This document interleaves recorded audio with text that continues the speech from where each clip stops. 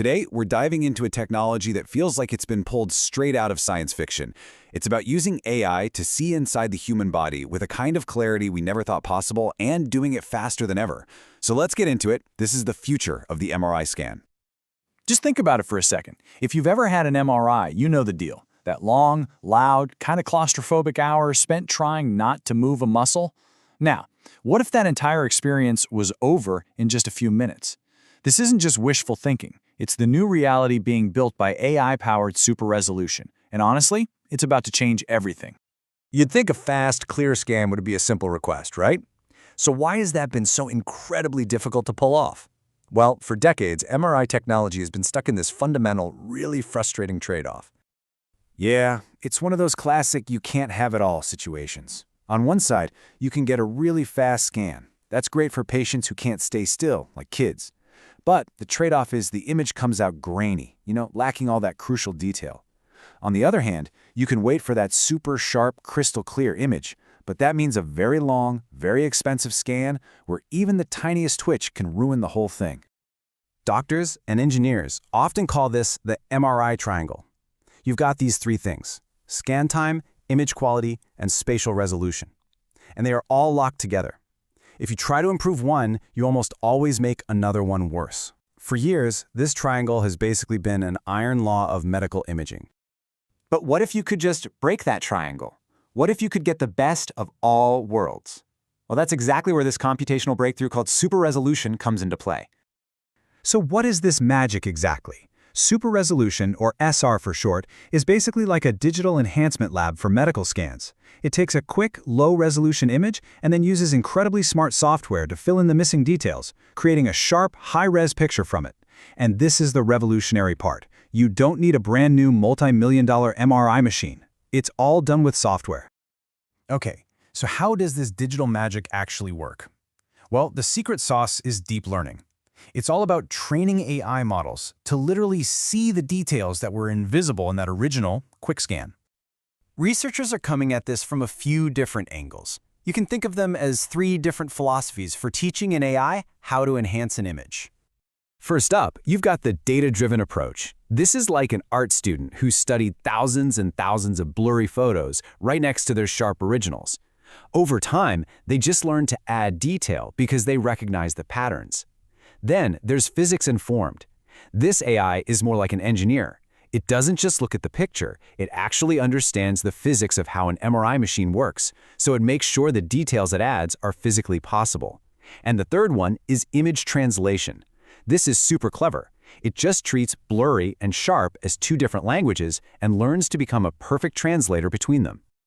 Now, this all sounds fantastic, but it brings up a huge question. To learn this stuff, doesn't the AI need a ton of perfect before and after examples? And in a real busy hospital, with patients who move and breathe, getting that perfect data is nearly impossible. This is where the training methods get really, really smart. So to get around this whole data problem, researchers came up with three main training strategies. And each one is a brilliant solution for dealing with the messiness of real-world medicine. The most straightforward way is called supervised learning. In a perfect world, you'd show the AI a blurry scan and the perfectly matching sharp one. Well, like we said, asking a sick patient to lie perfectly still for two separate, very long scans, it's just not practical. That perfect data almost never exists. So, researchers got creative with unsupervised learning. Instead of needing matched pairs, you just give the AI two big buckets of images. One is full of blurry scans, and the other is full of sharp ones. The AI studies them separately and just learns the style of a high-quality image. The textures, the sharp edges, and then it figures out how to make any blurry image match that high-quality style. But honestly, the most mind-blowing method is probably self-supervised learning. Get this, the AI doesn't need any outside examples. It takes a single blurry scan, intentionally makes it even worse in a few spots, and then just challenges itself to fix it back to the way it was. By creating and solving its own little puzzles over and over, it learns the fundamental rules of what a clean image should look like, all by itself. It's pretty amazing. All right, so this isn't just theory or something happening in a lab. This technology is already out there, enabling things that just a few years ago were completely impossible. Let's look at a few incredible examples. Take imaging an unborn baby. It's incredibly hard to get a clear 3D MRI when the fetus is constantly moving. But now, doctors can take a bunch of quick, blurry 2D scans. The AI then stitches them all together, automatically corrects for the movement, and builds a single, clear, high-resolution 3D model. This is an absolute game-changer for prenatal care. This AI is also making MRI scans way more accessible for everyone. There are these new portable, low-cost scanners coming out, but their big drawback has always been lower image quality. But what happens when you pair one of those scanners with this powerful AI? Suddenly, you've got a system that can give you results that are close to what you'd get from a high-end machine, but for a tiny fraction of the cost. This could bring modern diagnostics to small clinics in remote parts of the world that never had access before. And it's not just about static pictures. For things that move, like a beating heart, the AI can perform what's called temporal super-resolution. It takes a video with a lower frame rate and intelligently creates new frames to stick in between. The result is a smooth, high-speed video that lets doctors see things like blood flow with a level of precision they've never had. So what's next? I mean, if we can already do all of this, where does this technology even go from here? Well, the answer is taking us to a place where we have to start questioning what a medical image even is. The next big wave is generative AI, specifically a technology you've probably heard about from all the AI art generators out there, diffusion models. These models are unbelievably good at creating images that are not just detailed, but hyper-realistic. The way they work is actually kind of beautiful.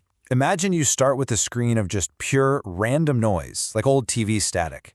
The AI then, step by careful step, sculpts away that noise, using the original blurry scan as its guide. It keeps refining until, out of that total chaos, a crystal clear, stunningly realistic image emerges. But this incredible power leads to a really strange new problem. It's called the perception distortion paradox. And here's what it is. Sometimes the AI-generated images that look the most beautiful and clear to a doctor are actually less accurate when you measure them against the raw mathematical data. So we're left with this bizarre choice. Do we want the image that looks perfect, or the one that is technically and mathematically true? And that leaves us with the single most critical question for the future of all medical imaging. As our AI tools get so good that they can create images that look even better than reality, how do we make absolutely sure they stay true to reality? How do we trust what we're seeing, when what we're seeing is no longer just a picture, but an AI's interpretation?